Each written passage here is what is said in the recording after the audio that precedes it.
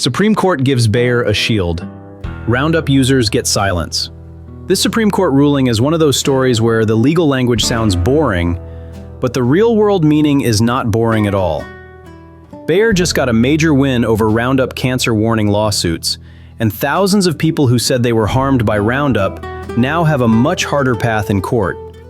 The case was about warning labels. People sued Bayer, which now owns Monsanto, saying Roundup should have warned users about possible cancer risks tied to glyphosate. Bayer said federal law blocks those state-level warning lawsuits because the EPA approved the label and does not require a cancer warning.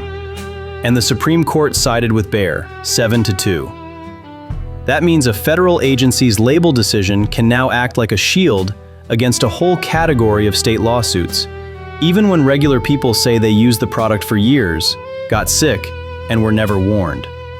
That's the part people should sit with. This does not prove every Roundup case.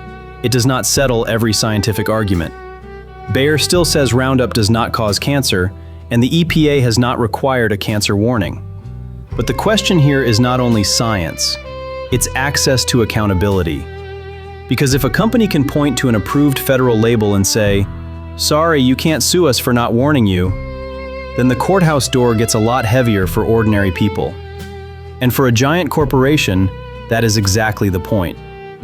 John Darnell, the man at the center of this case, said he developed non-Hodgkin lymphoma after years of using Roundup. A Missouri jury awarded him $1.25 million. Now that verdict is gone, and Bayer's stock jumped after the ruling. That tells you who understood the value of this decision immediately. And this is where the story gets bigger than Roundup. Because the message to corporations is pretty clear. If you can survive the federal approval process, that approval may become your legal armor later. The label becomes the shield.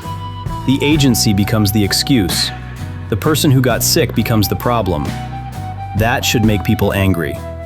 Not because every plaintiff is automatically right, not because every chemical is automatically guilty, but because people should still have a real path to challenge powerful companies when they believe they were harmed and not warned. This is the part that feels so broken. The company gets certainty, the investors get relief, the stock market celebrates, and the people who say they are sick get told the warning they wanted was blocked before they ever had a chance.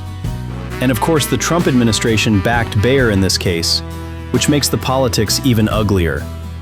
The same crowd that loves to talk about "Make America Healthy Again" helped hand a pesticide giant a legal shield against cancer warning lawsuits. That is not health freedom. That is corporate protection dressed up in regulatory language. A real health movement would ask why people trust chemical companies less than ever. A real health movement would ask why federal approval keeps becoming a wall between injured people and accountability. A real health movement would not cheer when the courthouse doors close. So no, this is not just a pesticide case. It is a warning about who the system protects when the stakes get high. Because when regular people say a product hurt them, they get a fight that can last for years. When a corporation says the federal label protects them, they get the Supreme Court. And that is the part that should make everyone stop and pay attention.